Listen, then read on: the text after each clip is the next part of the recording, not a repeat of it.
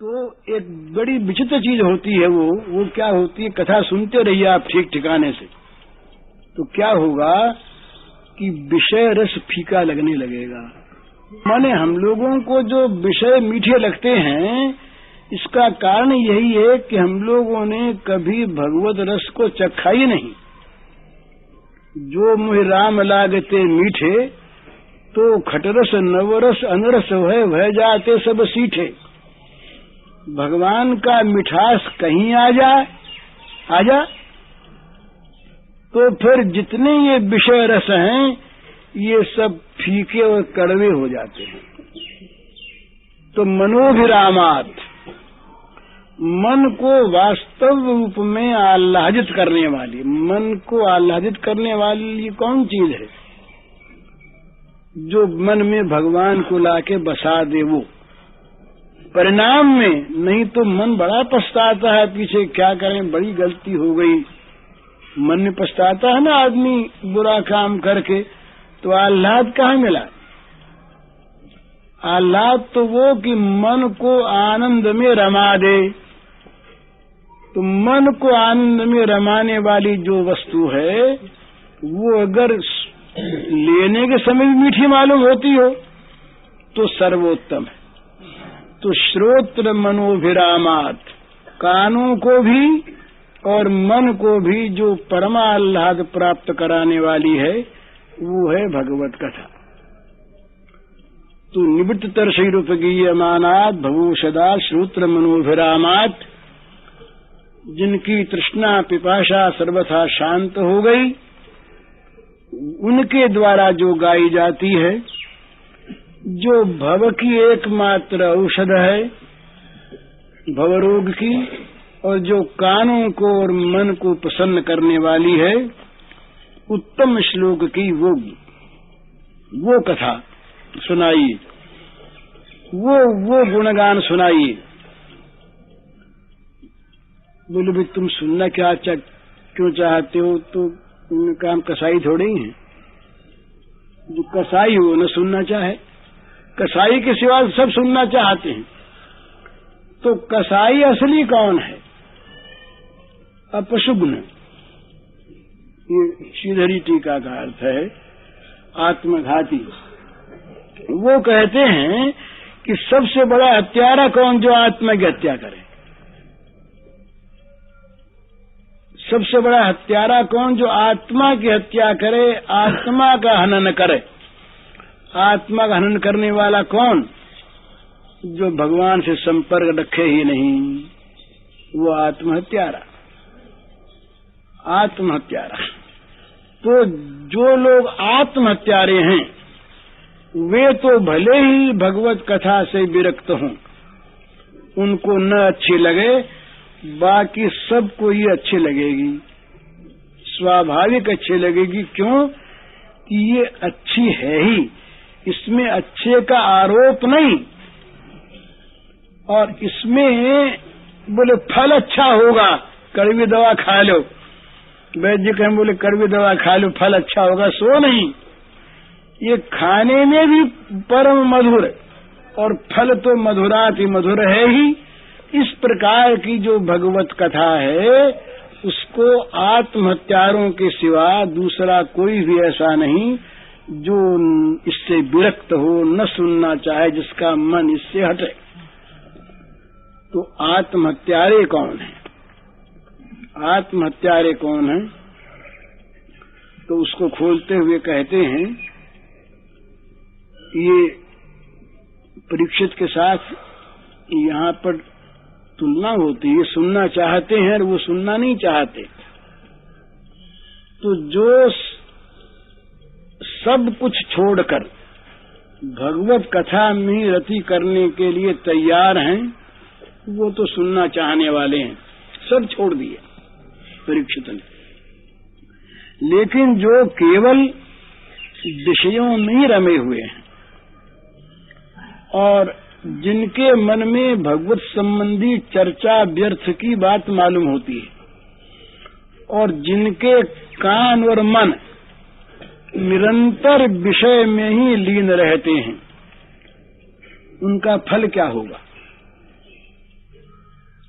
तो उपनिषद में कहा, सब जगह आया कि उनको जो अत्यंत निम्न कोटि के गंदे से गंदे नरक हैं और नारकी योनि है, उसकी प्राप्ति होगी। तो कहा कि जो लोग विषयों का त्याग कर देते हैं अथवा जिनसे विषय त्याग करवा दिए जाते हैं,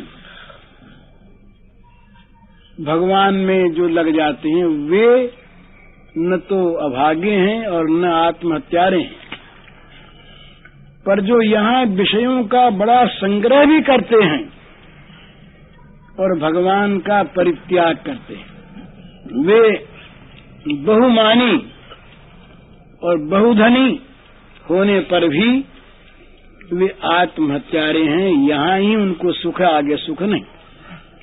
वो बड़ा प्रसिद्ध श्लोक है वो, ये इन्होंने विश्वनाथ जी ने उसको लिखा कि भाई ये 3 प्रकार के 4 प्रकार के जीव होते हैं।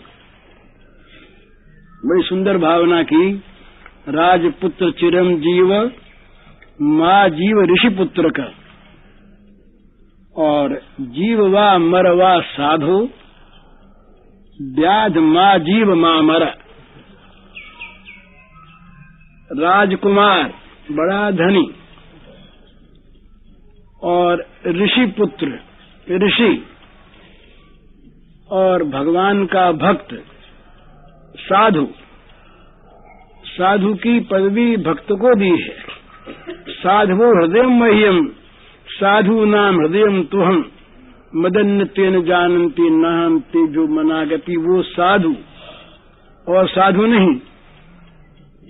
और व्याध तो कहा कि भाई एक ऐसा है जिसके यहाँ है वहां नहीं, यहाँ है वहां नहीं, और एक ऐसा है कि जिसके यहाँ नहीं है वहां है, और एक ऐसा है जिसके यहाँ भी है वहां भी है, और एक ऐसा है जिसके यहाँ भी नहीं वहां भी नहीं। तो 4 श्रेणियों में 4 के नाम लिए। तो कहा राजपुत्र चिरम जीव, जो पूर्व के पुण्य से इस समय राजा के घर में जिसने जन्म ले लिया, उसके यहाँ तो है, यहाँ सुखोपभोग उसको प्राप्त है, पर वो भोगों में लगा है, आत्महत्यारा है वो, तो उसको आगे नहीं मिलेगा। और ऋषि पुत्र है, वो बड़ी कठिन तपस्या करता है, तो यहाँ तो उसको कष्ट है पर आगे मिलेगा। और भगवान का जो भक्त साधु है वो यहाँ भी बड़े आनंद में, और आगे तो भगवान मिलेंगे बड़े आनंद में। और जो कसाई है वो यहाँ भी दुख भोगता है और वहां भी दुख भोगेगा। तो ये कल्पना करके कहा कि भाई राजपुत्र चिरंजीव है, तुम राजकुमार हो तो भैया अधिक दिन जीते रहो, सुख भोगोगे नहीं, आगे सुख मिलेगा नहीं। और माँ जीव ऋषि पुत्र का, ऋषि पुत्र हो तो तुम अधिक जी क्या करोगे, यहाँ तुम कष्ट है, तुमको आगे सुख मिलने वाला है, तो तुम चाहे न जीवो। और जीववा मरवा साधो, जो साधु तुम तो चाहे मरो चाहे जियो, यहाँ भी सुख वहां भी सुख, तुमको तो आराम ही आराम है। और व्याध महाजीव महामर, कसाई व्याध जो है उसका जीना भी बुरा मरना भी बुरा, तो मरे भी नहीं जिए भी नहीं, कसाई रहे वो। तो ऐसा जो कसाई है वो भगवान की कथा नहीं सुनना चाहता, उस कसाई के सिवा सब सुनना चाहते हैं भगवत कथा रस, ये परम अमृत है। तो सुखदेव जी महाराज से कहा परीक्षित ने कि महाराज इस प्रकार का जो उत्तम श्लोक का गुणानुवाद है वो हमको सुनाइए। तो बोले भाई तुम तो बड़े उतावले हो रहे हो। बोले महाराज क्या बताऊं, हमें तो संबंध भी याद आ रहा है, 2 संबंध। एक तो हमारे दादाजी रहे अर्जुन, उनके सखा रहे, और भाई रहे, और दूसरे हमको बचाने वाले कौन थे? माँ के पेट में रक्षा की हमारी, ये उन्होंने की ना। तो वो तो हमारे कुल देवता, आत्म देवता, हमारे पितामह, हमारे संबंधी, और फिर आप जो कह रहे हैं वो साक्षात स्वयं भगवान। तो उनकी कथा सुनने के लिए हम उतावले हो रहे हैं। पितामहा में समरे मरंजयैर देवव्रताद्याचरथैस्तिमिंगलैः दुरत्यं कौरव सैन्य सागरम कृत्वा तरुणवत्सपदम स्म यत्प्लवाः। कहते महाराज, हमारे पितामह जब कुरुक्षेत्र में युद्ध हो रहा था महाभारत का, उस समय हमारे दादा लोगों का युद्ध किनके साथ हो रहा था? ये भीष्म पितामह आदि जो अतिरथी थे, उनके साथ युद्ध होता था। और अपार कौरवों की सेना थी, वो मानो समुद्र को पार करना मामूली बात है क्या? एक तो कौरवों की सेना समुद्रवत, और दूसरे भीष्मादि जो बड़े बड़े वीर थे, ये मानो मच्छों को भी निगल जाने वाले तिमिंगलादि जल जंतु के समान। एक तो वो सेना जो थी वो भी कौरव सेना समुद्र के समान महान विशाल, और दूसरे मच्छों को भी निगल जाने की शक्ति रखने वाले तिमिंगल मच्छ, बड़े बड़े मगरमच्छ, ये भीष्मादि ये भय उत्पन्न कर रहे थे। परंतु हुआ क्या? दुरत्यम कौरव सैन्य सागरम, वो जो कौरवों की सेना रूपी सागर दुरत्य, जिससे पार जाना बड़ा मुश्किल, वहां क्या हुआ कि हमारे पितामह भगवान श्री कृष्ण के चरण कमलों की नौका का आश्रय लेकर के उस समुद्र से ऐसे तर गए जिस प्रकार कोई रास्ते चलता हुआ बछड़े के खुर जैसे गड्ढे से पार हो जाए। अनायास कृत्वा तरण वत्स पदम स्म यत्प्लवाः, जिसको नौका बनाकर, जिन भगवान के आश्रय को नौका बनाकर और इतनी सहज रूप से जो उसको पार कर गए, उनकी कथा सुनना चाहता हूं। फिर कहते हैं, द्रौण्यस्त विप्लुष्ट मिदम मदंगम संतान बीजम कुरु पांडवानाम जुगोप कुक्षिम गतात्त चक्रो मातुश्च में यश शरणम गताया। अपनी बात अब कहते हैं कि महाराज, आप देख रहे हैं जो शरीर मेरा आपके सामने है, परीक्षित कहते हैं, और ये कौरव पांडव दोनों के कुल की रक्षा करने वाला एक ही था। ही दोनों वंशों में मेरे सिवा कोई नहीं रहा, एकमात्र सहारा था मैं। तो महाराज अश्वत्थामा ने क्या किया? मेरी माँ के पेट में ब्रह्मास्त्र छोड़ दिया। उस ब्रह्मास्त्र से मैं जल गया। उस ब्रह्मास्त्र के द्वारा मैं महाराज भस्म हो गया। पर मेरी माता आप श्री कृष्ण के शरण में गई। मातुश्च में ये शरणम गताया। मेरी माँ रो पड़ी और कहा, श्याम सुंदर बचाओ। शरण में आ गई मेरी माँ। तो महाराज आपने क्या, श्री कृष्ण ने क्या आश्चर्य किया? चक्र लेकर मेरी माँ की कूख में चले गए। मेरी माता के गर्भ में पहुंच गए। जुगोप कुक्षिम गजात चक्रो, चक्र लेकर के अंदर पहुंच गए और उस चक्र से उस ब्रह्मास्त्र का विनाश करके मुझको बचा लिया। ऐसे जो श्री कृष्ण हैं, जो गर्भ में प्रवेश करके जिन्होंने मेरी रक्षा की। और महाराज क्या कहें, ये भगवान जो हैं, ये इन्होंने केवल मेरी रक्षा की सौगात है। इस सारे जगत को शक्ति देने वाले, बल देने वाले, बचाने वाले जीवों के रक्षक कौन है?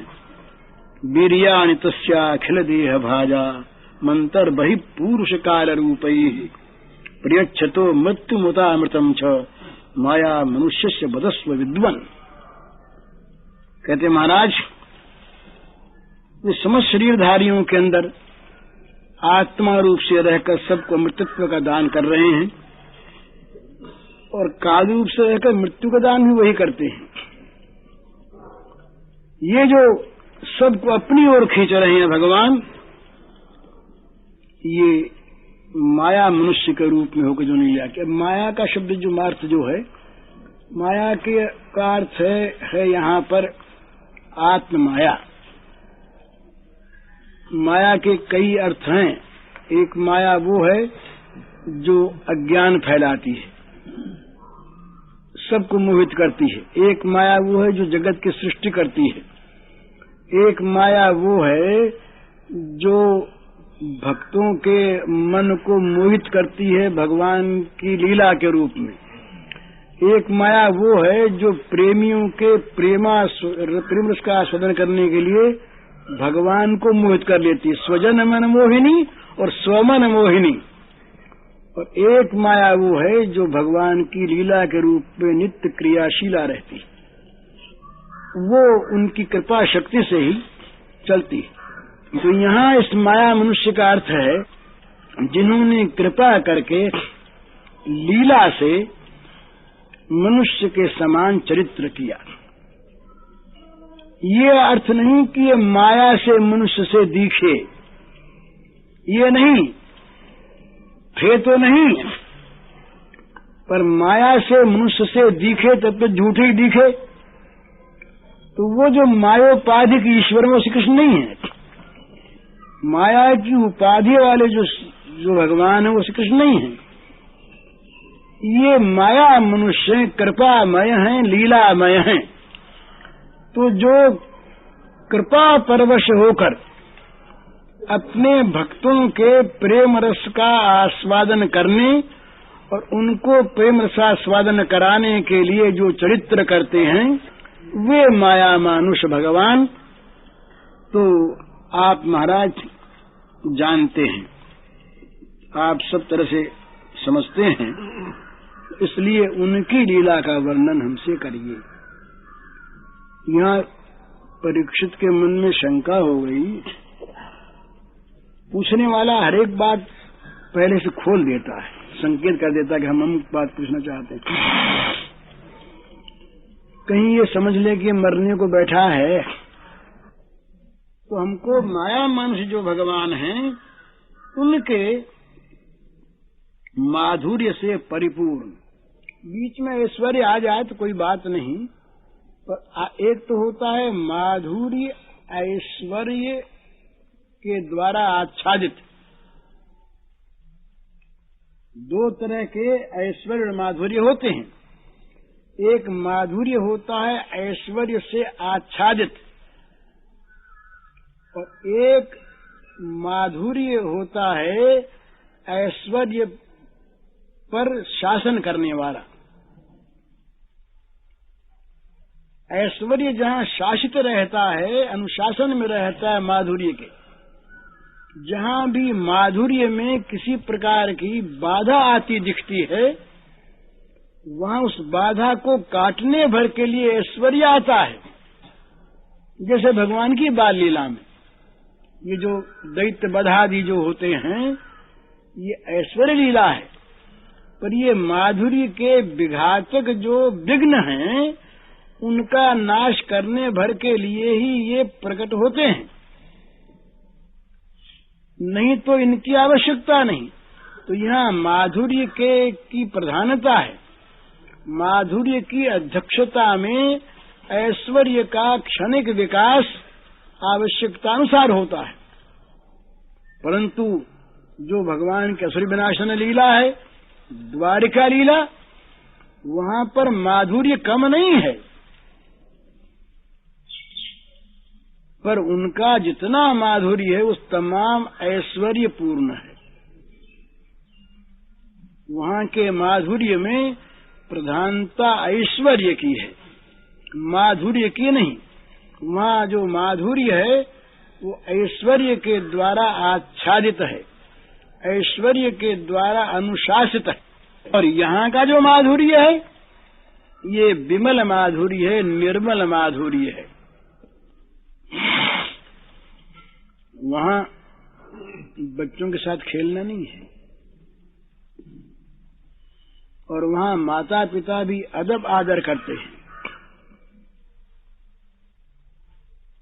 यहाँ के माता पिता स्नेह करते हैं, वहां के माता पिता सम्मान, उनका तो बंधन छुड़ाया है ना, उनका तो बंधन दूर करने वाले श्री कृष्ण पुत्र होते हुए भी भगवान है। उनका जो माधुर्य है वो ऐश्वर्य मिश्रित है। ये कथा आगे आवेगी भगवान के अवतार के काल में कि नंद बाबा और यशोदा मैया के यहाँ जो जन्म हुआ उसमें, और कंस के कारागार में जो भगवान का अवतार हो उसमें क्या अंतर है। वसुदेव देवकी का क्या भाव है, नंद यशोदा का क्या भाव है, ये अलग अलग। तो यहाँ माधुर्य जो है ये संपूर्णतया प्रकाशित है, और वहां जो माधुर्य है वो ऐश्वर्य के द्वारा आच्छादित है। तो यहाँ कहते हैं कि हमको आप वो कथा सुनाइए जो माधुर्य मंडित हो। तो बोले दूसरी नहीं सुना मैं। बोले नहीं, वो भी सुनाइएगा, पहले माधुर्य से मन भर जाए, तब कहीं ऐश्वर्य की बात आप कहेंगे तो कोई उसमें हर्ज नहीं होगा इतना, क्योंकि माधुर्य से प्लावित जो हमारा हृदय रहेगा उसमें वो ऐश्वर्य आके टिकेगा नहीं, वो आ करके दिखेगा, लहर सी आएगी, बह जाएगा। लेकिन पहले आप हमें माधुर्य ही सुनाइए, उसके और फिर साथ साथ ये बताइए। अब प्रश्न करते हैं तो एक बड़ी विचित्र चीज होती है, वो क्या होती है, कथा सुनते रहिए आप ठीक ठिकाने से, तो क्या होगा कि विषय रस फीका लगने लगेगा। माने हम लोगों को जो